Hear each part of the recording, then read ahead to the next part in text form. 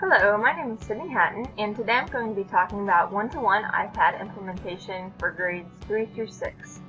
I thought that this was important because although iPads are expensive, children are growing up in an age where technology is everywhere around them, and I feel like it'll get to a point where they can't be successful without it. In classrooms, having an iPad, yes, it would be expensive, like I mentioned, but it's cheaper than having a laptop or an iPad in class, and iPads are easier to monitor, and they're easier to bring from place to place. So we have here 21st century skills and ISTE standards. We have our model to the right here that shows us all the standards that they have set and what they mean. For one of them, it's content knowledge with fundamental subjects, learning and innovation, and creativity and problem solving, information, media, and technology skills, all forms of literacy, life and career skills, flexibility and adaptability to certain situations, social and cultural skills, leadership and responsibility, and 21st century support system. When it comes to 21st century skills, we have here all the important skills that you might need to be ready for all these changes in the technology world. ISTE standards for administrators lists out some goals that are good to live by. As far as visionary leadership goes, our goal as educators is to lead students to success. If going one-to-one isn't a way of showing them that we're trying to prepare students for the future and adapt to the technology related world that they are being born into, then I don't know what will, really. So technology helps them get to where they are, to where they're going, and we need for students to appreciate that we are trying to understand the digital age that we're born into and implement technology and all the changes that they're going through as well. As far as digital age learning goes, as mentioned in my first point, growing up into a world that is reliant on technology, ensuring students that we as teachers and faculty know that they don't all learn the same, and it's important using different apps or books is helpful in the way that getting a learning concept across differently is the best way to go. If our school is able to implement a one-to-one ratio learning environment, teachers could assure faculty that students are hitting the key milestones for their success.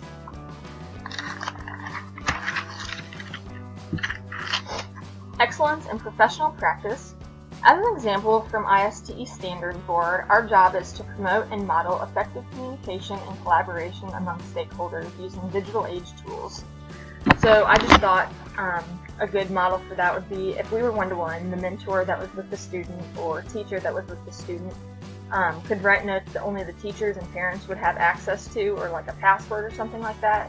And then that way the parents and teachers and mentors were all on the same page with what the child was doing well on throughout the year or what they needed to work on. Systemic improvement.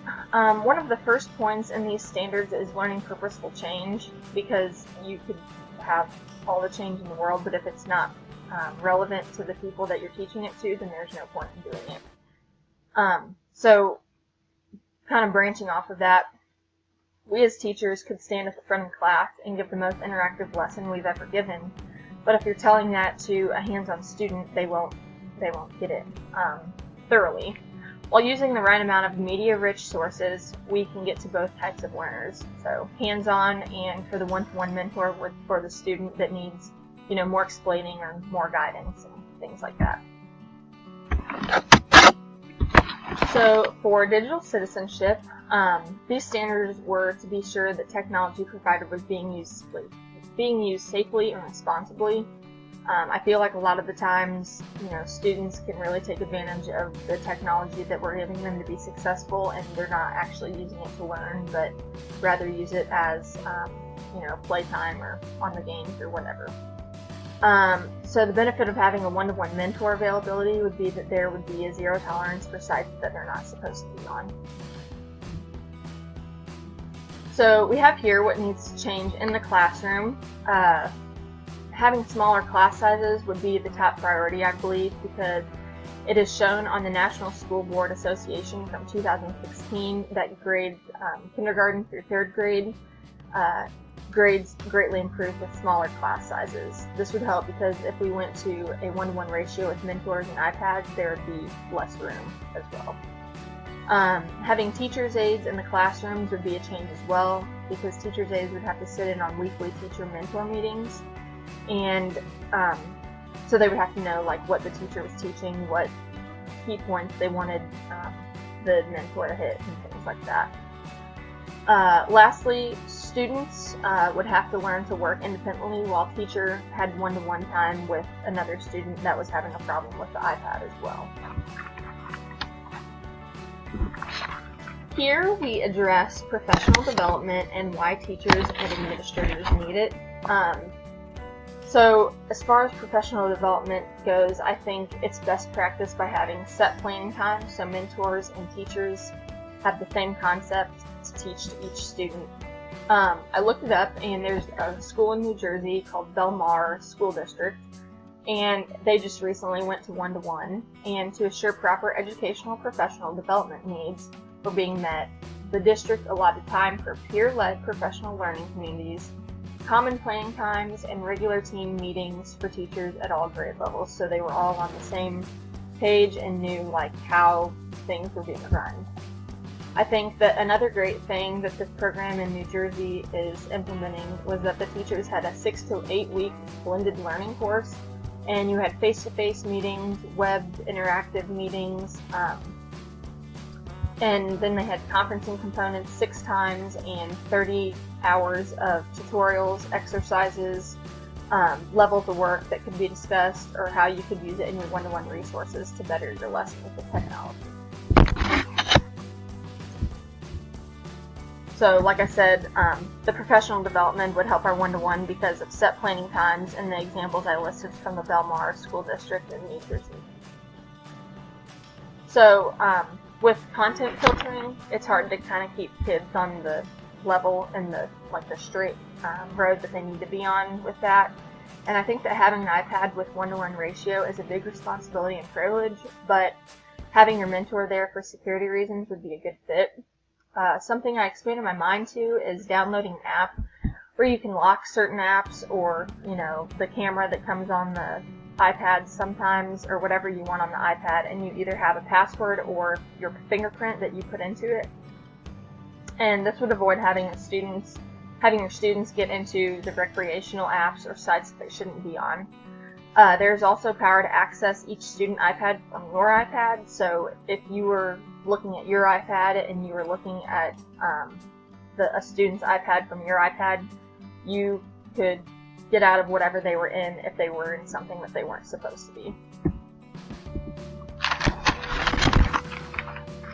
So whenever we're refreshing and updating content, since my district will have a 1-to-1 student mentor ratio, with smaller class sizes, I will give each student's mentor the password or log their fingerprint into the system, and they will have to download new apps or software updates as needed, so the kids didn't have to do it. But if my classroom wasn't a 1-to-1 with a student to mentor, I would update software on new apps and things like that to have after school when all the students were gone.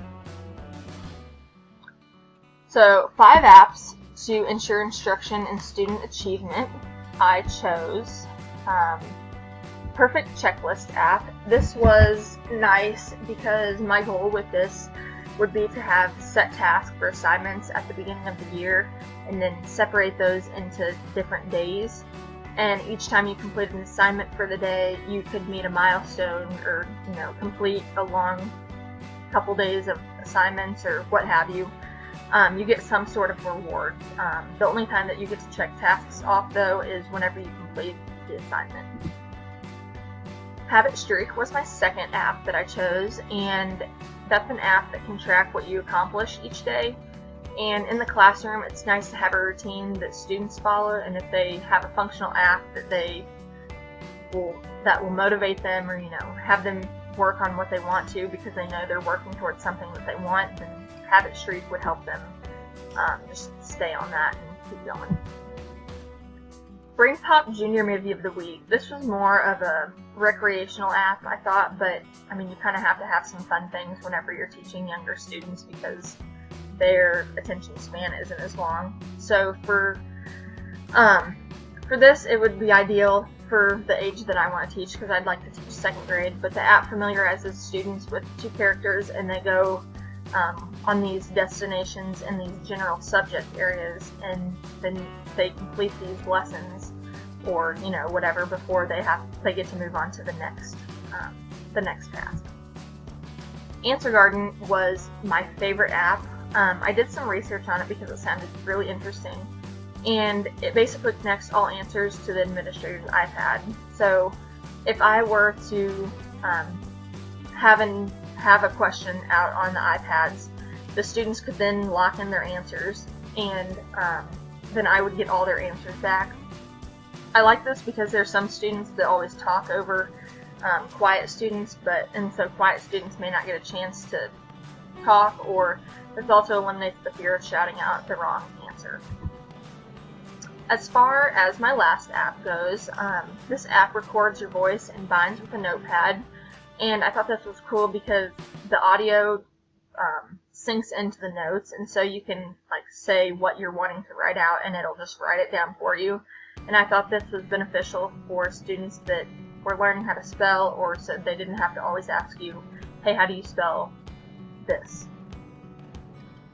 So as far as my summary goes, although going one-to-one in our district would be somewhat expensive, I think that it would really pay off for our students because, and for teachers, our professional development in the long run, because we could start at the beginning with just one classroom, like I said, in the beginning, and then if that really worked well for us and students were learning better and we were having less classes that were, having trouble with grades and things like that, then we could expand it to greater amounts of iPads. The student ratio would be rough at first, but if we shared iPads, then that would work as well. It would be a great improvement, and we could do fundraising to help the cause, and so to get started with the cost of iPads and things like that. And our district would be preparing students for the future and allowing them to get a step above everyone else, and maybe get them in the door. Thank you.